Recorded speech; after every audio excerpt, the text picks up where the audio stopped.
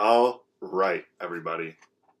Not going to ramble on really at all in the beginning of this video, but after roughly a day and a half of travel, we arrived for the first time ever into South Africa. Special thanks to Johan with Savannah Hunting Safaris and Tammy Veach with Legacy for Kids Foundation for getting us out on this hunt of a lifetime. We will recap what this hunt was all about towards the end. But without any further ado, let's get into the video. 7, 6, 5, 4, 3, 2, 1. All right, everybody. Finally found a spot in the airport with few enough people to where I can talk into this camera and not run into anybody getting goofy looks as I'm walking back and forth talking into this. But our trip has begun. Today is Monday the 15th.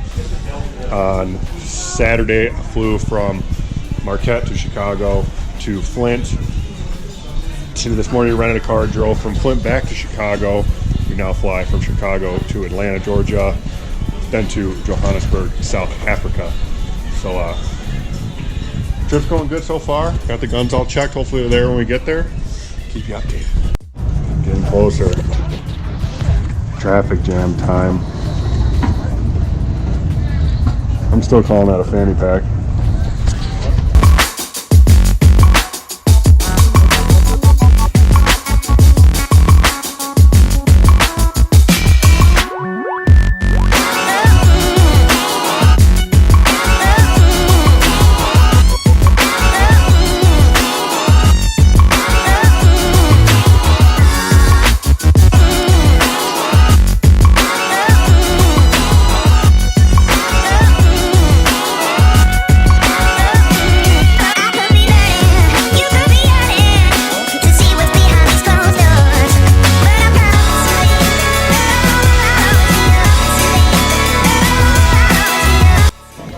Right. Right. We are now in craziness. Atlanta, Georgia. Very large airport, I guess. Let's go find the train to take to our next terminal. And then leave for Africa finally in like an hour and a half, I think. 2 hours, something like that. And like a 15, 16-hour flight. Well, I guess they don't really screw around here in Georgia with their old escalators. Things like a mile long. Make sure your knee's not sticking out when the food car comes by. Okay, we are on the last very, very long leg of our journey. Atlanta to Johannesburg, 15 and a half hours on this ridiculously large plane. Still haven't figured out how to use this little thing yet, but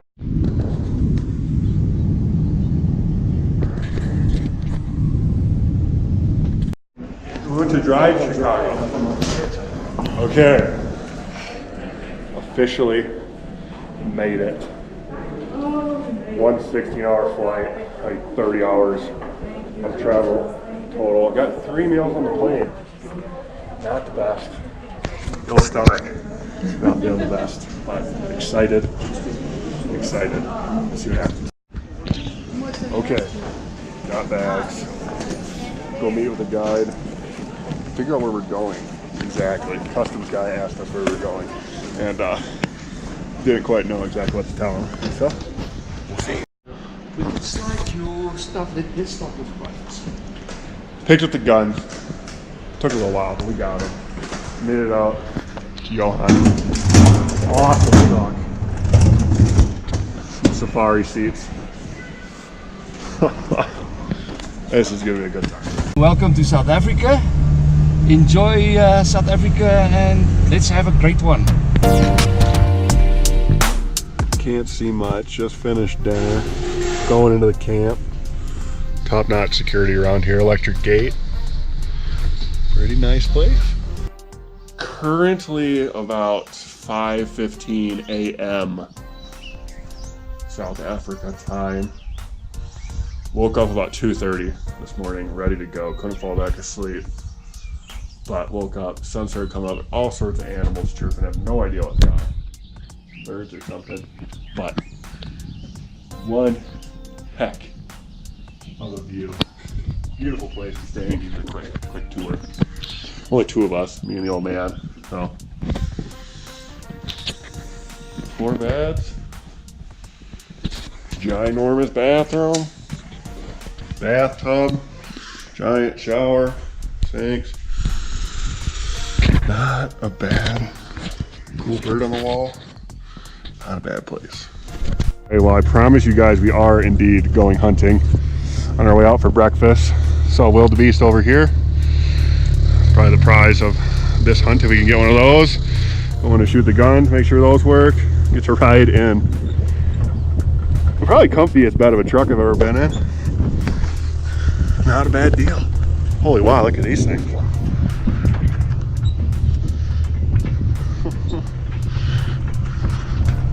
Look at that. Gotta be an old military. Alrighty, well, as promised, we are about to do some hunting. There are 3 styles of legitimate hunting in South Africa. You have your standard spot and stalk. You have your water holes, which you know, obviously you put a blind next to the water hole. Animals need water, they're going to come in. And then what we did was we decided that we were going to, well, we didn't. We told the guide, like, hey, I'm blind as a bat. We need to be close to these animals. Let's try and put out some bait. We'll set up a blind and see if that works. So that is what happened. So that's just a little recap for the first couple of days of hunting. So might as well roll right into that, and we will kind of give you guys some explanations as to what is going on along the way. Hope you enjoy. First morning of hunting. Came in a bait pile. Currently have like 8 wildebeest off to our left. Probably a dozen springbucks over here. Hopefully we'll shoot one on the first day. All right, well, first morning, I think closest animal we saw was a dandy wildebeest, and it was like 350 yards away. We're hoping to get these animals within 50, so did not take a shot the first morning. Came back, had some lunch, got to sit down and really talk with a guide. And some of you who may not already know, we get a lot of death threats. We get a lot of hate comments like, hey, you know, you're an inbred hillbilly because you hunt animals. How dare you kill animals? You're a murderer. Yada, yada, yada, yada, yada. So what inspired me, as opposed to just responding, you know, my opinion / fact to all of these naysayers, I decided, okay, well, I've said the same thing 1,000 times, not making a difference. Might as well try and write it down into a book.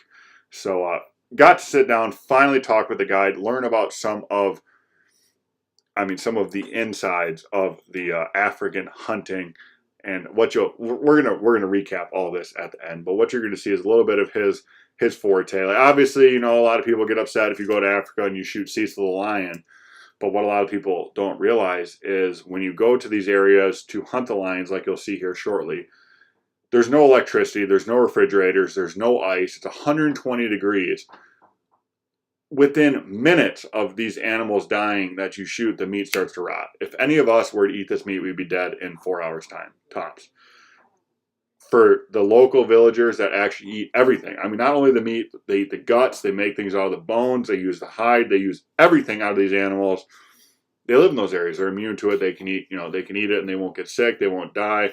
But for us, and for you naysayers that, hey, you know, you go over there, you shoot a lion, you don't do anything with it, all you do is you bring over the trophy. 1, you're not allowed to bring the meat back. 2, if you were allowed to, it would be a rotting pile of flesh. 3, all of the meat goes back to the people. 4, all of the money for the hunt goes back to the people, helps the people. So if you're naysaying, wait till my book comes out, check it out. And if you still want to hate on me, that's okay, but at least buy the book. So let's get back into the action. Well, me and you, we will die in 4 hours' time if we eat that stuff. For them, it's normal. Wow. It's absolutely normal. So, what did you give a guy in Africa today? Even if you were allowed to and you wanted to, there would just be no possible way you could get that meat back from there. No, there's no way. Even from, I mean, well, I guess here you could get it back. Yeah, but over here it's easy. Over here, and like I said, this is nothing. all of South. I mean, could you hunt anywhere in South Africa and get the meat back? Yeah, Well, It's when you this- get in North Africa. well, over there and next to Kruger National Park, over there I'm not allowed to take the meat. because Okay, of all yeah, the because of the diseases. diseases, yeah. Yeah. Day number 2, here we go.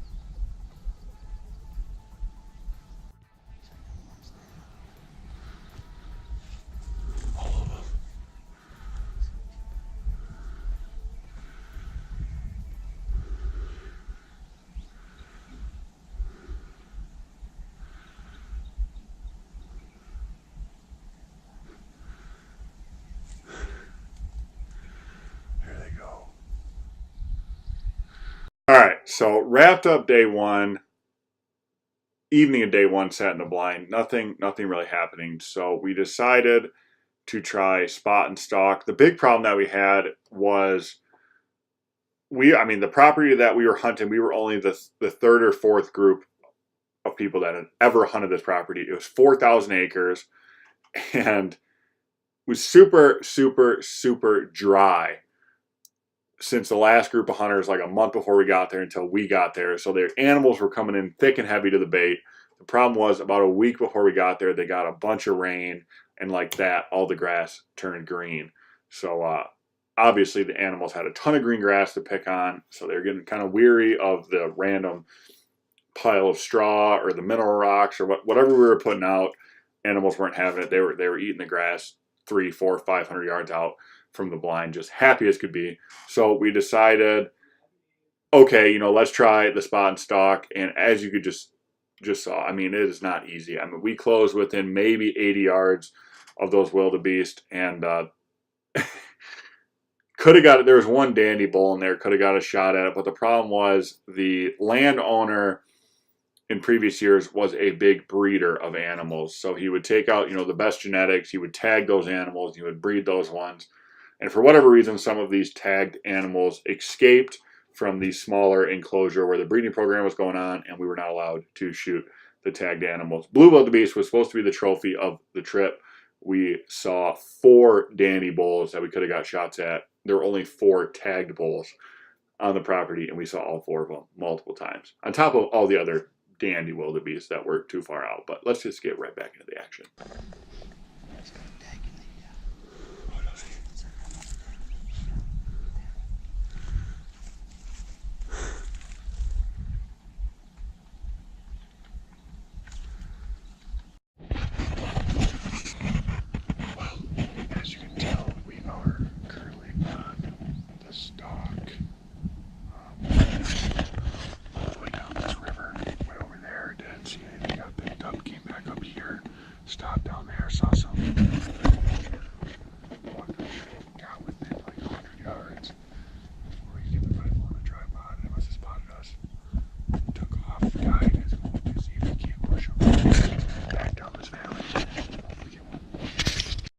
So we spent the first morning, first evening, second morning in the blinds. Quickly realized with the amount of green grass that blind hunting was virtually worthless. The only problem with this property as far as blind hunting was there was no watering holes that had water in the time. There was a river that flowed through that, but every animal, every game trail came right down to the river, but the river ran the whole length of the 4,000 acre property. So to try and target one area where the animals might come was a shot in the dark, to say the least. So the next 3 days of hunting were all spot and stock, and were hit or miss. We did get it done at the end of the video with a couple of animals, but obviously, we gotta drag it out, gotta make it suspenseful. Definitely a tough style of hunting. I kind of had a mental breakdown the evening of the third day, thinking that there was no possible way I'm going to shoot an animal. I'm too blind to shoot more than 200 yards. We can't get an animal within 200 yards. It was a whole big ordeal. And then fourth day, we got her done. But let's get into some more spot and stock action.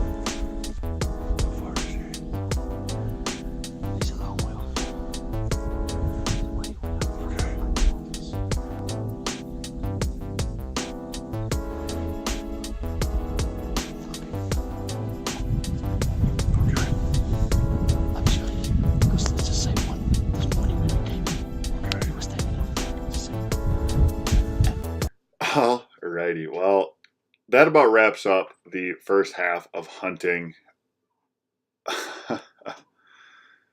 Needless to say, a bunch of people were like, dude, why are you even going to Africa? It's like grocery hunting with a gun. It's not even a challenge. It's so easy. Like, that's just everything that's wrong with hunting. And needless to say, I already knew they were wrong. But, it's something that I'd only researched, only heard about, never actually experienced it. So that's kind of why I think we can get a full perspective on finishing the book now. I had pretty much all my research, all of everything, my opinion written down. Now I just needed the experience, which is going to change a whole bunch of stuff in the book. But needless to say, yes, everything that you hunt, you can hunt all year round in Africa on private land. All the private land is going to be high fenced. Now, high fenced area, that's not hunting. You walk to one corner, you'll see every animal. No, these parcels are like 5 to 50,000 acres with a fence around the outside. It's almost like the fence isn't even there. So anybody that says that's easy is out of their mind. So at the end of this video, the animal we were looking at, this is where it all kind of changed. Our big trophy animal for the hunt was going to be the blue wildebeest.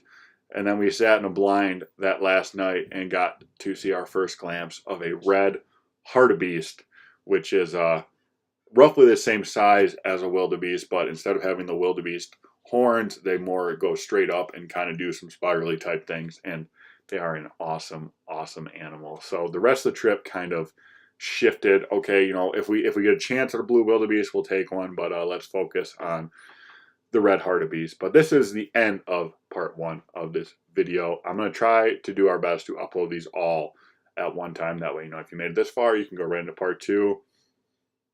Maybe part 3, I'm not really sure. I'm looking at the editing right now. I had like 40 minutes of rough footage, cut some of that down, and now we've got this 20-minute piece, and then it might be 2 pieces, maybe 3. And then we have a video of just African animals from our trip to Kruger National Park, which might be my favorite one. Yes, the hunt was awesome. Hunt was incredible, but being within 5-10 feet of elephants, rhinos, giraffes, leopards, lions, all that kind of stuff was pretty wild. So hope you guys enjoyed that video as well. Not going to ramble on. Hope you guys enjoy part 2, but thank you for watching. Thank you for your support. As always, happy adventures.